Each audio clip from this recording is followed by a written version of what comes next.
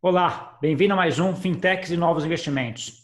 E hoje nós vamos falar sobre dois aspectos nessa parte de investimento. Um, eu vou conversar com um amigo aqui, companheiro, aí, a gente trabalhou muito tempo no mercado financeiro, não exatamente juntos, mas tivemos aí contato durante a nossa vida de mercado financeiro. Né? Então vamos perguntar um pouquinho como é que está a parte econômica, qual é essa discussão econômica, o que a gente tem hoje, inflação de ativos, vai continuar, não vai não, o que a gente tem que olhar para frente. E a outra, ele vai contar um pouquinho da startup, da fintech que ele está montando agora, que é bem interessante e que está fazendo aí e vai fazer um disruption muito interessante na parte de análise de investimento. Tá? Quem está aqui comigo hoje para falar disso tudo é o Roberto Atushi, que é CEO da Omni Invest e que trabalhou durante muito tempo na parte de análise de investimento, do que a gente chama de sell side, aí do Credit Suisse e do Barclays no Brasil. Tudo bom, Atushi? Tudo bem, Gustavo? Obrigado. Mais uma vez, um prazer falar com você. E, de novo, a ideia é a gente fazer um papo aberto aqui, uma conversa meio informal. Um prazer, assim, da minha visão sobre como estão os mercados financeiros hoje, mercados globais. E também obrigado pela oportunidade de falar sobre a proposta de negócios da Omni Invest. Eu que agradeço, Atucha, é um prazer assim falar com você, acho que dos dois lados, né, de entender um pouco aí essa parte econômica. Eu sei que você analisa muito já há muito tempo, né, que você tem uma base muito grande aí para falar e acompanha muito esses dados, né, e para entender um pouquinho mais aí qual que é a sua proposta aí, né, que vindo de você certamente vai ser uma coisa bem legal. Mas vamos começar um pouco pela parte econômica aqui. Atucha, quais são os grandes temas hoje do ponto de vista global que você acha que é importante para a gente olhar aí quando a gente olha não curto prazo, mas um médio prazo em termos de investimento? Eu acho que o principal driver, quer dizer, eu acho que quem mexe nos bancos centrais, nos mercados hoje são os bancos centrais. Eu até fiz uma brincadeira outro dia, capaz de eu aguentar mais tempo sem respirar debaixo d'água do que os mercados sem intervenção dos bancos centrais. Quer dizer, pode até ser as pessoas podem definir bolha como porque o ativo A está caro, está barato, porque o Nasdaq agora está 35 vezes PI e na crise de 2000 estava 70 vezes, tudo bem, mas lá você tinha juro de 5% e hoje você tem juro real negativo. Então, o que aconteceu? A gente já vinha, quer dizer, o mercado teve a crise de 2008, os bancos centrais responderam de forma assim, sem precedentes, e aí, o que aconteceu? Acho que o mundo ficou meio viciado nesses estímulos. A única tentativa... Bem, tiveram outros problemas geopolíticos lá atrás, que foi no auge da tensão, teve uma tensão entre China e Estados Unidos com a prisão da filha do dono da Huawei, ela foi presa em Vancouver. Mas, se a gente olhar em dezembro de 2018, quando Powell fez um discurso meio que ensaiando, quer dizer, retirar os estímulos, deixar a política monetária menos expansionista, teve uma forte correção nos mercados, e depois, por isso que o S&P subiu, sei lá, mais de 30% em 2019. Por quê? Porque tinha caído no final do ano. Então, essa é realmente a tônica do mercado. E aí, por isso que você tem, na verdade, no começo de 2020, lá em Davos, o Ray Dalio, que é um dos gestores mais seguidos do mundo, falou aquela frase dele, cash is trash. Então, e aí tudo bem, aí a gente começou o ano nessa mesma toada, quer dizer, o mercado batendo recordes, e aí veio esse Black Swan, mas segundo o próprio Nassim Taleb, não é Black Swan, que ele poderia ter sido previsto, né? Porque tinha muita gente que falava da possibilidade de uma pandemia. E aí, quer dizer, quando os mercados caíram, acho que a mínima foi 27 ou 26 de março, o S&P bateu aí perto de 2.300, 2.350 pontos, que foi também o nível que ele tinha batido lá em 2018. Eu acho que obviamente os mercados estavam irracionais, muito dessa queda foi a queda foi a mais rápida que a gente viu na história. Por quê? Porque não tinha liquidez, não tinha preço. Então, quer dizer, com todo mundo, os bancos mandaram os traders para casa, tinha muito ativo que não tinha preço, então, sabe, o negócio caía, era uma queda livre. Mas aí, quer dizer, qual que foi a história? Os bancos centrais entraram, veio a cavalaria toda, quer dizer, aquela história sabe, meio que uma revisão do whatever it takes, e poucas pessoas previram, na verdade, dizer, que os mercados fossem voltar para as máximas, como voltaram. Hoje o S&P, nos últimos 3 dias ele está ensaiando um debate, fura um pouquinho, volta à máxima histórica. o Nasdaq já passou a máxima histórica. E aí, quer dizer, o que é a dinâmica, o que é a tônica dos mercados? Bom, os bancos centrais fizeram deram todo esse suporte, deixaram mais do que claro que vão continuar suportando os mercados, mas algumas ações andaram mais do que outras. E aí tem toda aquela questão de tecnologia. Tem uma parte que é verdade, não que é verdade, que é fundamento, que diz o seguinte, olha, nessas 3 semanas ou 4 semanas de lockdown, a gente deve ter visto aí uns 5, 6 anos não de avanço tecnológico, as tecnologias todas já existiam, mas há 4, 5 anos da adoção, quer dizer, do avanço na adoção dessas tecnologias. Acelerou uma tendência que já estava aí, né, Atushi? Acelerou uma tendência que já estava aí. Então, e aí, por isso que as ações de tecnologia foram tão bem, se tornaram portos seguros. Então, não só coisas como e-commerce, trabalhar de casa, o homeschooling, a consulta médica consulta médica à distância. Então, isso viabilizou uma série de coisas, acelerou outros processos, acabou aquele mito de que home office tira a produtividade. Obviamente, quer dizer que poder fazer home office é um luxo, né? Para a gente que é privilegiado pode fazer, mas não é todo mundo que tem internet de boa qualidade, que mora com condições, que tem um escritório que pode fazer, mas essas tendências foram todas aceleradas.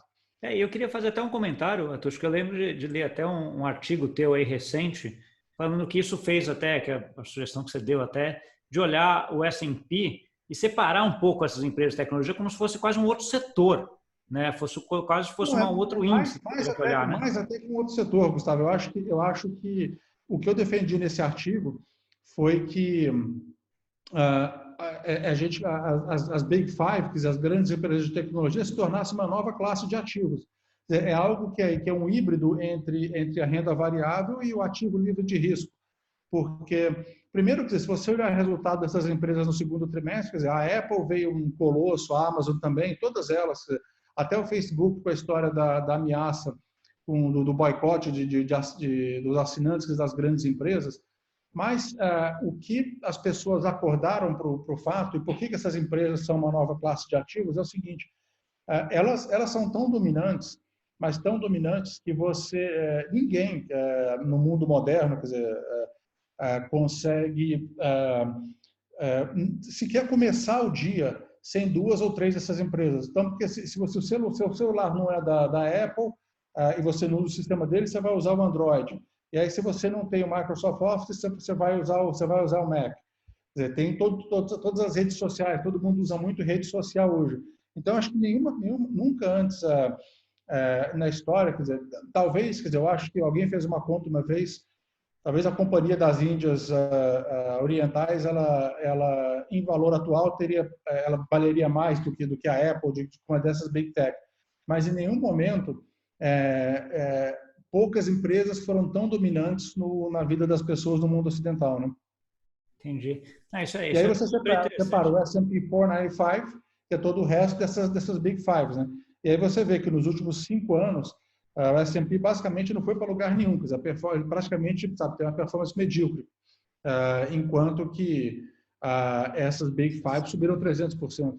Né, elas puxaram o índice inteiro, mas na verdade o que subiu foi só elas, né? Um pouco do que você está comentando. Então, assim, faria até sentido segregá-las e ser até uma classe de ativos separada. Achei muito interessante esse teu artigo. Acho que coloca para a gente olhar esse negócio de uma forma diferente que a maioria não olha, né? Então, assim, então a gente está num mundo hoje onde a gente tem a tecnologia acelerando o que está acontecendo, essas empresas ficando valiosas e cada vez mais valiosas, ao mesmo tempo onde os mercados financeiros dependem muito dessas emissões e do suporte dos bancos centrais. Onde vai parar isso, né, Atushi? A gente vai continuar nessa tendência aí de inflação de ativos? Como é que você está vendo esse mercado aí um pouco mais para frente? De novo, é difícil imaginar que isso pare, quer dizer, eu acho que... Porque os juros reais são negativos, tem um mundo de repressão financeira hoje. Tanto é que se você olhar os principais... Aí tem outra coisa também, você pode achar por trás da alta da Nasdaq. Tem um gráfico, quer dizer, que a gente usa de vez em quando, que você olha o juro real do 10 anos americano e correlaciona ele com a Nasdaq e com o ouro. Então, quer dizer, são os ativos que são proteção, quer dizer, para que as pessoas olham como são os ativos que mais reagem a juro real negativo. E vai continuar assim durante bastante tempo, porque não tem alternativa. Eu acho que essa repressão financeira vai continuar durante algum tempo, Aí você argumenta, isso tem uma série de consequências negativas, tem, porque o que a gente vê hoje é que o mundo está numa armadilha que as pessoas, alguém chama de QE Infinity, que você tem baixo crescimento com baixa produtividade, e aí isso provoca QE. Os bancos centrais respondem com QE, que gera desigualdade, baixo crescimento, baixa produtividade, que gera, quer dizer, mais QE. E uma das críticas que os bancos centrais sofrem é que com isso aí, quer dizer, eles estão provocando aumento da desigualdade, é verdade.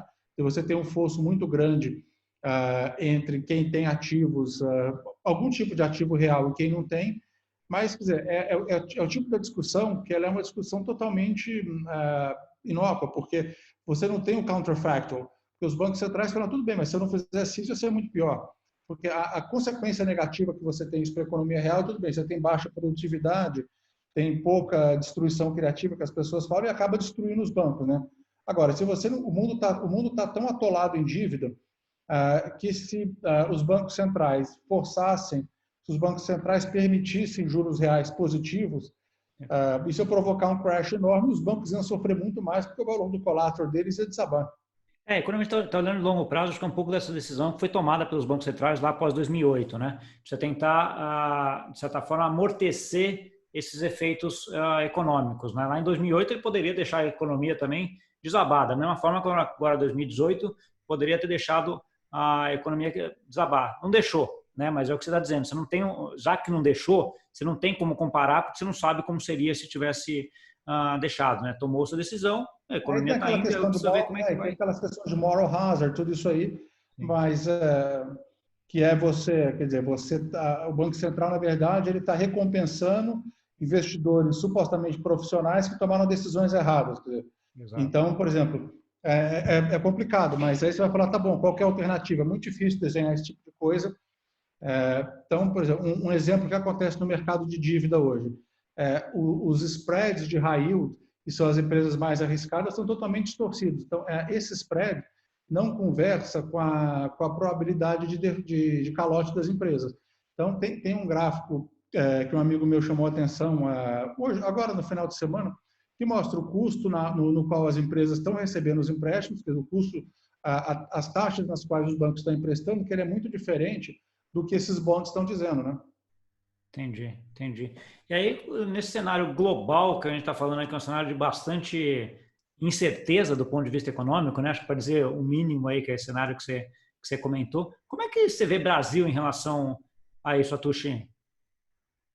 Não, o Brasil, quer dizer, todos os bancos centrais, eles foram na mesma, quer dizer, o mundo está na mesma toada, quer dizer, o mundo está num ambiente de excesso de liquidez. Agora, e aí foi permitido também ao Banco Central no Brasil baixar os juros. Agora, as pessoas têm que entender, eu até escrevi um outro artigo sobre isso, porque eu tenho um pouco de preocupação quando as pessoas falam que, não, o juro real, o juro nominal, quer dizer, Selic de 2%, obriga as pessoas a ir para a Bolsa. Cuidado, eu acho que não é bem por aí. As pessoas têm que entender, eu acho que antes de fazer qualquer investimento hoje, as pessoas têm que ter o seguinte na cabeça: a gente está num ambiente de crescimento baixo.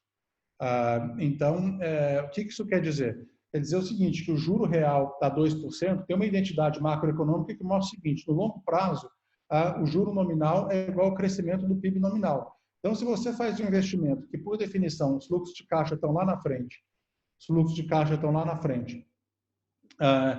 e desconta, e usa como custo de oportunidade para descontar esses investimentos uma taxa que é predominantemente de curto prazo, está cometendo um erro, tem uma inconsistência. Tudo bem, se você quer usar a Selic como custo de oportunidade, você coloca na premissa de receita das empresas que você está comprando que o PIB vai crescer 2%. Aí, tudo bem.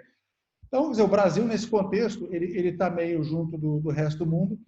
A Bolsa brasileira, eu acho que tudo bem, as pessoas estão buscando aplicações mais rentáveis, porque, de novo, a renda fixa não morreu, quer dizer, o que morreu foi o CDI, mas tem produtos de renda fixa, quer dizer, onde você pode buscar inclinação, prazo diferente, risco de crédito, todos os tipos de crédito, de risco que você tem em renda fixa. Então, é normal que as pessoas busquem aplicações mais arriscadas, tanto na renda fixa como na renda variável. A única recomendação que eu faço é que coloque nas suas projeções, quer dizer, tanto na probabilidade da empresa, quer dizer, do risco de crédito pagar de volta, como nas projeções de fluxo de caixa da empresa, que a gente está num ambiente de crescimento baixo. Agora, uma coisa que eu até fiquei chocado com o número, que é uma notícia ruim para o Brasil, o peso do Brasil no MSCI, no índice do MSCI de mercados emergentes, hoje ele é 5%, em 2010 ele era de 15%. Obviamente isso aí tem a ver com o estouro, não vou falar de estouro de bolha, mas com a volta que eu falo é o descenso, né, do ciclo global de commodities, mas também o principal, que aí é motivo de alarme, é que no Brasil e na América Latina no geral você não tem empresas de tecnologia. Então hoje quando você fala de mercados emergentes, você está falando basicamente de Ásia. Quer dizer, porque no Brasil, e nenhum lugar na América Latina, e até outros mercados fora da América Latina, Turquia, África do Sul, que foram mercados que já tiveram participações aí perto de 10% em mercados emergentes, tem hoje participações muito pequenas. Por quê? Porque você não tem empresas de tecnologia.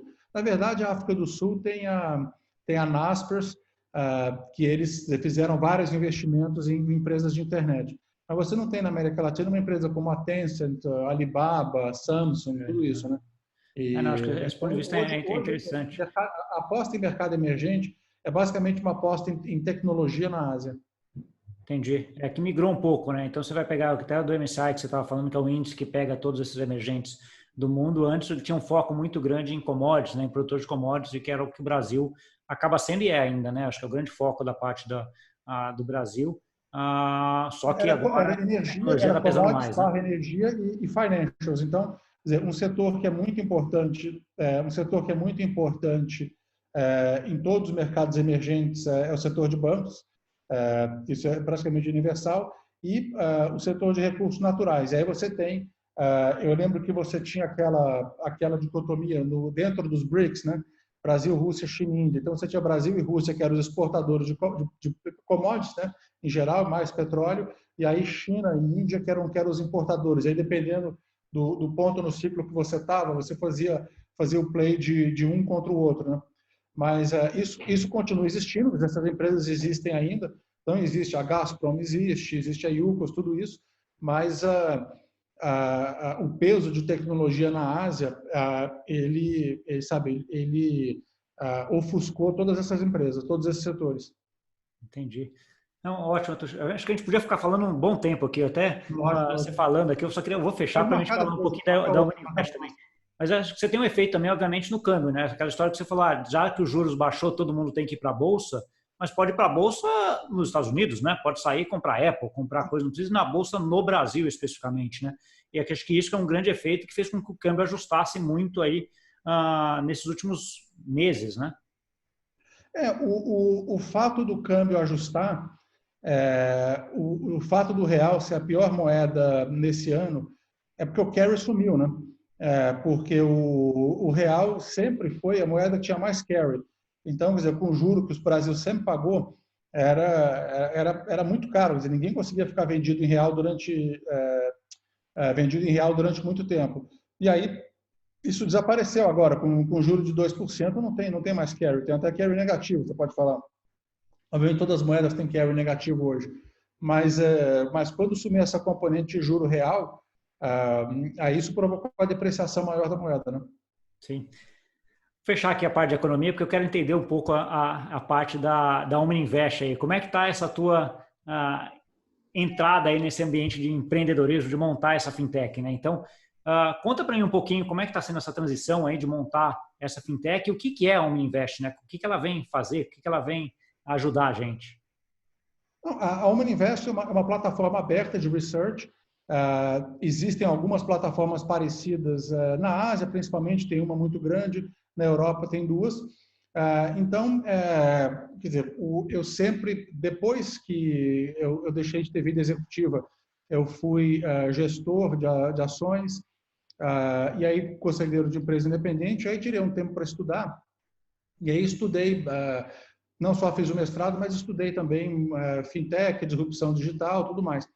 E aí eu falei, pô, será que não tem algo que eu posso fazer no business que eu sempre trabalhei, que foi a parte de research? E aí eu olhei a tecnologia, olhei tudo que estava sendo feito lá fora, e aí foi feito a Omniinvest. Então, é uma plataforma aberta, então a gente tem mais de 50 analistas e provedores de conteúdos, e gente escrevendo relatórios sobre empresas, sobre macroeconomia, sobre commodities, sobre geopolítica, tudo mais. Eles estão baseados no mundo inteiro, então tem analista em Londres, Nova York, Paris, Madrid, todas as capitais da América Latina, escrevendo sobre os mais variados temas. Como é que é o modelo de negócio? A gente vai vender assinatura, por enquanto o acesso à plataforma está livre, então a gente vai vender assinatura, 65% da receita de assinatura ela é distribuída para os analistas da plataforma, de acordo com uma fórmula que leva em conta não só a produtividade dos analistas, como que eles foram avaliados pelos clientes. Então, é um negócio totalmente meritocrático, mas a gente também dá incentivo para os analistas ajudarem a escalar o negócio. Então, por exemplo, ele compartilhar o relatório nas redes sociais dele, isso tudo tem um peso legal. Então, vamos falar das propostas, e a gente dá infraestrutura para o analista trabalhar, que são os dados... Só entender um pouco, só para ver. Então, vai ser mais ou menos como se fosse, de certa forma, um marketplace de analistas, mas com uma curadoria tua e de uma equipe. Essa é uma ideia, assim, dá para resumir um pouco disso aqui? Com a minha curadoria, quer dizer, é um marketplace, mas não é qualquer um que pode chegar lá e fazer um comentário sobre investimentos. Hoje tem esse debate, quer dizer, teve uma reportagem grande sobre questão do Twitter, fim tweets e tudo mais. Eu não quero entrar nessa discussão, quer dizer, eu prefiro falar, olha, a gente é uma empresa regulada de research, compliant com a 598 da CVM, então a gente é registrado na APMEC como empresa jurídica prestadora de research. Enfim, para o analista entrar na plataforma, ele passa por esse processo de vetting, de triagem, que envolve, obviamente, entrevistas, todo o background check, e ele, se já trabalhou no sell side, é mais fácil, se não trabalhou, ele tem que mandar, ele escreve um relatório, teste, e, por exemplo, tem até um, quer dizer, que eu recebi ontem aqui, de uma analista, que nunca trabalhou no sell side, ela é uma macroeconomista de mercado, trabalhou em hedge funds, então escreveu um relatório sobre o Brasil. Então é o que a gente pede para todos os analistas fazerem. E aí o que eu ia falar também é que a Omniinvest dá infraestrutura para esses profissionais trabalharem, que é os dados que vêm da Refinitiv, tem uma plataforma de notícias lá dentro, então é uma plataforma mesmo, a gente não está só no business de escrever research, uma plataforma agregadora. E aí eu até acho, quer dizer, que o modelo de negócio ele foi provado, foi vindicated, né, como as pessoas falam, com essa nova realidade. E é legal, quer dizer, que é uma empresa 100% ESG, porque a gente não polui, todo mundo pode trabalhar de casa. O S, que aí, quer dizer, as condições de trabalho são ótimas, porque você, não só dizer, as práticas de ética e tudo mais que a gente cumpre, mas é um play de empregabilidade. A gente dá oportunidade para quem tem conhecimento de valor no mercado financeiro e não consegue monetizar o valor desse conhecimento. E a pessoa pode trabalhar, por exemplo, no horário dela, flexível. Então, por exemplo, se a pessoa tem, por algum motivo, não tem com quem deixar os filhos, ou imagina, uma pessoa, ou o marido ou a esposa foram transferidos para um lugar fora de São Paulo. É uma oportunidade boa, mas ela quer continuar trabalhando no mercado financeiro. Bem, trabalha de casa, de Cuiabá, de Londres, de Bangkok, de onde for. Então, tem muito esse plano de empregabilidade. E o G, que é a parte de governança, que é uma das grandes missões da Omniinvest, que é tirar os conflitos que existem no mercado de investimentos. Então, quais são as propostas de valor? Para os analistas, eu acho que eu falei já, que qualquer pessoa que tem conhecimento que possa ser monetizado no mercado financeiro, a gente dá a ferramenta de trabalho para ela monetizar esse conhecimento. E para os clientes, a gente entrega research de pessoas muito seniors, 25, 30, às vezes 35 anos de experiência no mercado, sem nenhum conflito de interesse. Os interesses são completamente alinhados e a remuneração dos profissionais de investimento é função única e exclusiva de como o cliente avalia o trabalho desse profissional. Entendi. Espetacular, tudo bem alinhado. Como é que tá esse cronograma, né? Em que fase você tá disso? As pessoas já podem lá se inscrever, seja para escrever, seja para ver esse research? As pessoas já podem ir lá se inscrever. O site é OmniInvest, tudo junto, omniinvest.com.br. Com isso, Omni, e aí Invest, mas com isso, omniinvest.com.br. Elas podem se inscrever. E aí tem relatório sendo publicado todo dia, por exemplo, tem um diário de um analista que fala sobre estratégia de mercado global, então ele fala da alocação dele do S&P, fala tudo isso. Eu faço um produto diário também, que é o Wake Up Call, que é o primeiro morning call a chegar no mercado brasileiro. Ele chega sem falta às 6h30 da manhã, e segunda e quinta tem um vídeo, fora relatórios de empresas.